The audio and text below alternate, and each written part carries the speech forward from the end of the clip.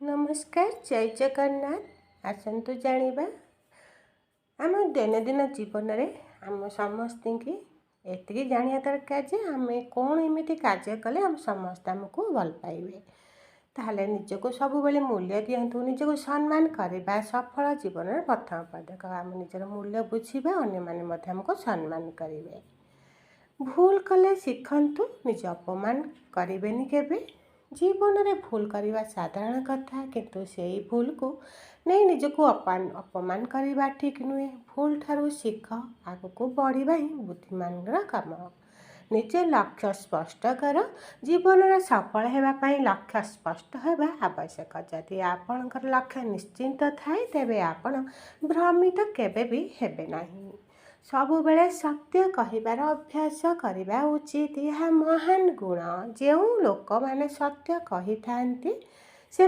समस्ते विश्वास करती और सम्मान देथांती खराब संगत ठारू दूरे रुहंतु मनीष सांग तांकर चरित्र को प्रभावित करिथाए खराब लोकंक सहित रहिले भल अभ्यास नष्ट हो जाइथाए निज समय को मूल्य दिंतु समय हेउची जीवनर सबुठारु मूल्यवान जिनिस जो लोक समय को मूल्य दिंती से जीवन सफल होता है अनावश्यक काम समय व्यर्थ करने ठारू बंचंतु प्रतिदिन उपयोगी काम रे व्यवहार करंतु अनेक आगरे निजको छोट केबे भी करंतु नहीं कहीं प्रत्येक मनुष्यर निजस्व गुण और शक्ति थाए जदि आपण निजको छोट भावे तेरे आत्मविश्वास धीरे धीरे कमिज स्वास्थ्य और शरीर को भल रखंतु सुस्थ शरीर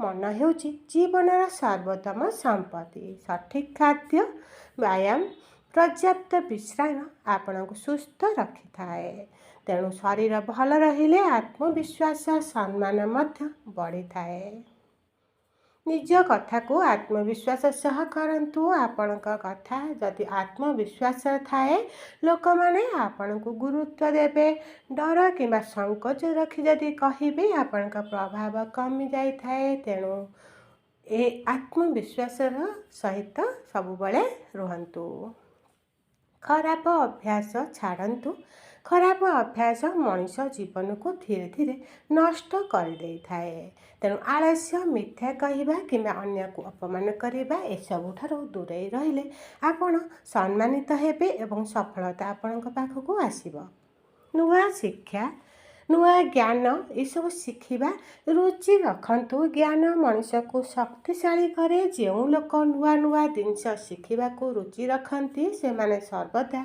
आग को बढ़ाती पुस्तक हो जेकोसी जिनस हो सब बेले ज्ञान ही बढ़ेवा को चेष्टा करंतु निज भूल को मानिबा को शिखंतु तेणु भूल को मानिबा एक महान गुण होता है जो लोक निज भूल को स्वीकार करती से माने आग को शिखिबा और अवसर पाई थांती सफल लोक को देखि प्रेरणा नियंतु सफल लोकंक जीवन आमर अनेक किछि शिखाई थाए सेमानक परिश्रम धैर्य को देखि प्रेरणा नेले आमे आग को बढ़ी पारिबा निज प्रति धैर्य रखंतु जीवन सबू किछि समय सहित हुए तुरंत फल न मिलिले हताश हेबा ठीक नुहे धैर्य रखिले चेष्टा करिले एक दिन सफलता निश्चिंत आसी थाए तेणु धैर्य मनीष को शक्तिशाली सम्मानित करिथाए अन्य को सम्मान दियो जो लोक अन्य मान को सम्मान दियंती से मान को समाज रे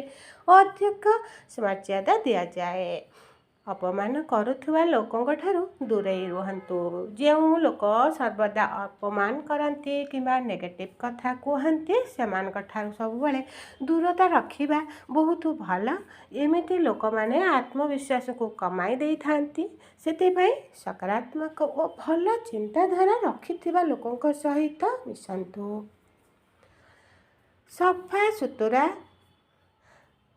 परिधान करंतु एवं सुंदर देखा मनीष प्रथमे प्रभाव सृष्टि करिथांती तेणु सजासजा आपण आत्मविश्वास को बढ़ाइबा सहित जो लोक मैंने सफा सुतरा रुहंती से समाज अधिक सम्मान मिली थाए ନିଜ ପ୍ରତି ଭରସା ରଖନ୍ତୁ।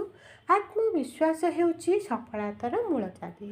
ଯଦି ଆପଣ ନିଜ ପ୍ରତି ଭରସା ରଖନ୍ତି ତେବେ କଷ୍ଟକର କାର୍ଯ୍ୟ ମଧ୍ୟ ସହଜରେ ହେଇଯିବ। ସମୟରେ କାମ ସମାପ୍ତ କରନ୍ତୁ। ସମୟ ଭିତରେ ଯେଉଁ ଲୋକ ନିଜ କାମ ସମୟ ମଧ୍ୟରେ କରନ୍ତି ସେମାନଙ୍କୁ ଭରସା କରନ୍ତି ଓ ଦାୟିତ୍ୱବୋଧ ଶକ୍ତିକୁ ବଢ଼ାଇଥାଏ। ଅନ୍ୟଙ୍କ ସଫଳତାକୁ ଈର୍ଷା କରନ୍ତୁନି। ଅନ୍ୟକୁ ସଫଳତା ଦେଖି ଈର୍ଷା କରିବା ଠିକ୍ ନୁହେଁ। ସେଠାରେ ପ୍ରେରଣା ନେବା ଆପଣମାନଙ୍କୁ ସେ ଠିକ୍ ହେବ। ତେଣୁ ସକାରାତ୍ମକ ଚିନ୍ତାଧାରା ଜୀବନକୁ ଉନ୍ନତ କରିଥାଏ। ନିଜ ମନକୁ ସକାରାତ୍ମକ ରଖନ୍ତୁ। ସକାରାତ୍ମକ ଚିନ୍ତା ମଣିଷକୁ ଶକ୍ତି ଦେଇଥାଏ। ଯେଉଁ ମନ ଭଲ ଆଶା ଭରା ରହେ ତେବେ ଯେକୌଣସି କଷ୍ଟକୁ ମଧ୍ୟ ସେ ଜିତିଯାଏ। ସକାରାତ୍ମକ ଭାବନା ଆତ୍ମବିଶ୍ୱାସ ଓ ସମ୍ମାନକୁ ମଧ୍ୟ ବଢ଼ାଇଥାଏ।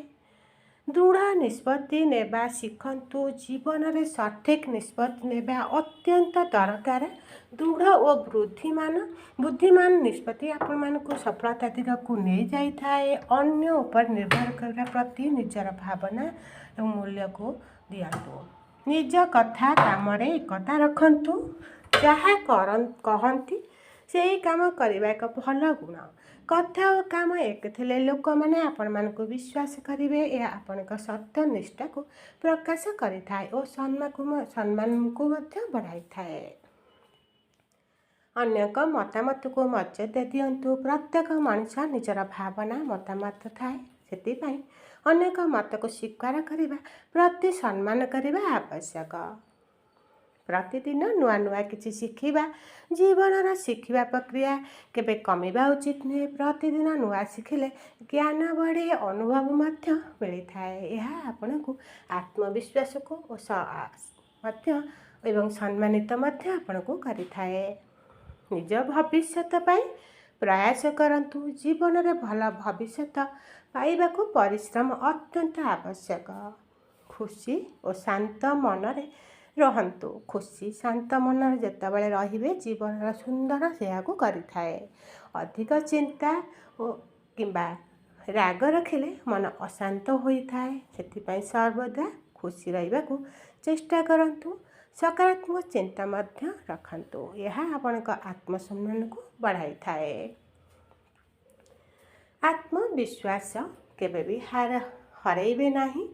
ଜୀବନରେ କେତେ ସମସ୍ୟା ଆସିଲେ ମଧ୍ୟ ସେଥିରେ ଆପଣ ଆତ୍ମବିଶ୍ୱାସ ହରାଇବା ଠିକ୍ ନୁହେଁ। ଯେଉଁ ଲୋକ ନିଜ ପ୍ରତି ଭରସା ନଥାଏ ସେ ଲୋକ କଷ୍ଟକୁ ଜିତିବା ସଫଳ ହୋଇନଥାଏ। ତେଣୁ ନିଜ ପ୍ରତି ଭରସା ରଖିଲେ ଆପଣ ସବୁ ପ୍ରକାର କଷ୍ଟକୁ ଜିତିପାରିବେ। ଭଲ କାମ କରି ଲୋକଙ୍କ ମନ ଜିତନ୍ତୁ। ମଣିଷ ସତ୍ୟ ସମ୍ମାନ ତାଙ୍କ ଭଲ କାମରୁ ହିଁ ମିଳିଥାଏ। ଅନ୍ୟମାନଙ୍କୁ ସହାୟତା କରିବା, ଭଲ ବ୍ୟବହାର କରିବା, ସତ୍ୟ ପଥରେ ଚାଲିବା ଆପଣଙ୍କୁ ଅଧିକ ସମ୍ମାନ ଦେଇଥାଏ। ଭଲ କାମ ମଣିଷକୁ ନାମକୁ ଏବଂ ସମାଜରେ ଉଚ୍ଚ କରିଥାଏ। ନିଜ ଜୀବନକୁ ନିଜେ ନିୟନ୍ତ୍ରଣ କରନ୍ତୁ। ଜୀବନ ନିଷ୍ପତ୍ତି ନିଜେ ନେବା ଆବଶ୍ୟକ। ଅନ୍ୟ ଭାବନାରେ ଚାଲିଲେ ଆପଣ ନିଜେ ହିଁ ପଥହରା ହୋଇଯିବେ। ସେଥିପାଇଁ ନିଜ ବୁଦ୍ଧି ନିଜ କାର୍ଯ୍ୟରେ ହିଁ ଲଗାନ୍ତୁ। ଯଦି ଆପଣଙ୍କ ଜୀବନରେ ସମ୍ମାନ ମର୍ଯ୍ୟାଦା ପାଇବାକୁ ଚାହୁଁଛନ୍ତି ତେବେ ଏହି ଟିପ୍ସକୁ ନିଶ୍ଚିନ୍ତ ଅନୁକରଣ କରନ୍ତୁ। ମନେ ରଖନ୍ତୁ, ଯେଉଁ ଲୋକ ନିଜ ସମ୍ମାନ କରିବା ଶିଖିଥାଏ ସେ ଲୋକ ଦୁନିଆକୁ ମଧ୍ୟ ସମ୍ମାନ କରିଥାଏ।